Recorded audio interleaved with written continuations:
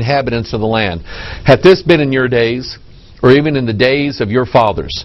Tell ye your children of it, and let your children tell their children, and their children another generation. That which the palmer worm hath left, hath the locust eaten. And that which the locust hath left, hath the canker worm eaten. And that which the canker worm hath left. Canker worm is sort of like this, the word canker and cancer sort of have like the same idea behind it. That which the canker worm hath left, hath the caterpillar eaten. Awake, ye drunkards. Are there any drunkards in America? Are there any drunkards are there drunkards running the show in Washington, D.C.? In the state legislatures? Are there drunks? Yeah. Are there religious drunkards that are running the show in the religious realms of this country? Absolutely. Awake, ye drunkards, and weep and howl, all ye drinkers of wine, because of the new wine, for it is cut off from your mouth. And I'm going to stop right here. Let me explain this a little bit. New wine is always indicative of, it's like the Holy Spirit. But new wine, I want you to get this idea. Things that are new are things that have been regenerated, things that have been made new. Every year you have a cycle of grapes growing, then they have new wine, but then the new wine becomes old, and they're wanting the new wine again, and it's not going to, at some point it stops. They're planning on a harvest for next year, and the harvest is not coming. Get ready, people. Get ready. The new wine is cut off from your mouth.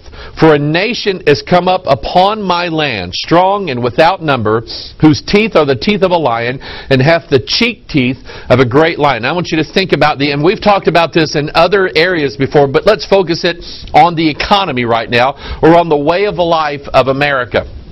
Here we have a nation called China, and China is sort of like a nation without number. They outnumber us probably by about 700 billion people, somewhere, or 700 million people. That's how much they outnumber us here in America.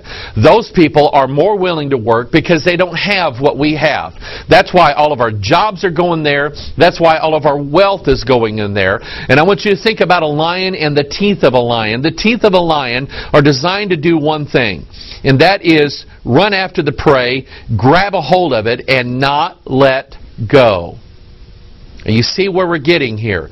Why is Virginia, and maybe some of these other states should think about this as well for their own safety, is that for years in this country we put too much responsibility, too much power in the federal government. The federal government was never designed to run the financial institutions of this nation. It was never designed to do that. The federal government was never designed to run the local school districts. The local school districts were up to the local school board. Then all of a sudden the NEA comes in, and the Department of Education comes in with all this dope money, getting these school districts hooked like heroin addicts on federal money. So now the school districts have to do everything the way the guy at the top in the education department tells them to do. And these people have a wicked, vile agenda.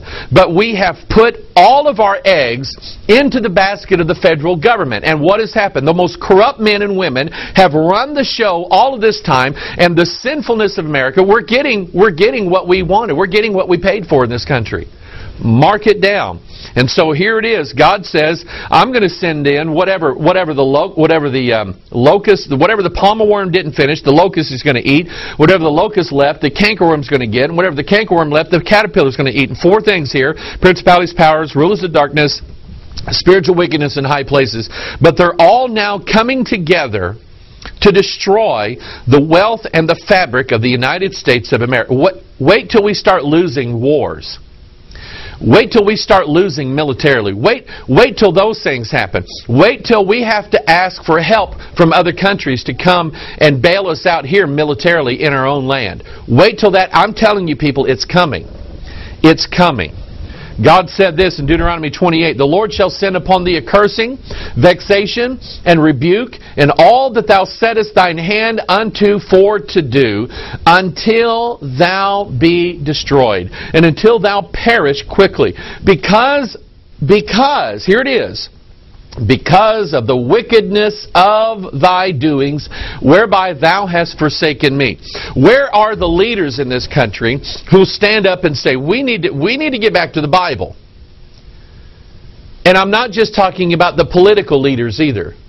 I'm talking about the church ones. Where are the church leaders that are saying, you know what, these modern translations, they're killing us. These new forms of worship that we have, they're not really doing anything. We're not preaching against sin, and we're seeing sin rampant in our... Where are these guys? They're not standing anymore. This nation and the churches in this nation are in the process of forsaking the Lord their God. And anytime... Mark it down. Anytime you have a void somewhere, when you take the Bible and scoot it over to the side, then there's a void. We always love to fill voids, don't we? And so we take the void that should be filled by the Bible and by God, and we fill it with our wickedness. And God says, because you do that, I'm going to curse everything you do. Let's stop and think about this for a minute. The bank bailout. A couple years ago, did that work? No, we're still in terrible, terrible shape. Anytime the government gets their hand in... Are we winning the war in Afghanistan? No, we're not winning that war, and we're not going to either. Okay? We didn't win the war in Iraq. We're not winning anywhere. We're not. Everything that we set our hand to do in this nation is going to be cursed, and you can't break the curse of God simply by your own willpower. You can't do it. Deuteronomy 28:32, thy sons and thy daughters shall be given unto another people, and thine eyes shall look and fail with longing for them all the day long, and there shall be no might in thine hand. Deuteronomy 28:33, the fruit of thy land and all thy labor shall a nation which thou knowest not eat up, and thou shalt be only oppressed and crushed always. That's interesting what he said, thy sons and thy daughters shall be given unto another people. Technically, literally, in this country, now that China owns all of our debt, and they're coming over here swagging their power in front of everybody, and the Chinese premier Hu comes over here, and everybody says, oh wow, he's such a great... Do you like Chinese food? I mean, this is how we're treating this guy coming over here. China is not the friend of the United States. They're not our friend. They're not our ally. You know what they are? They are our owner. Literally, our sons and our daughters do not have the promise of the future of a free America in their outlook.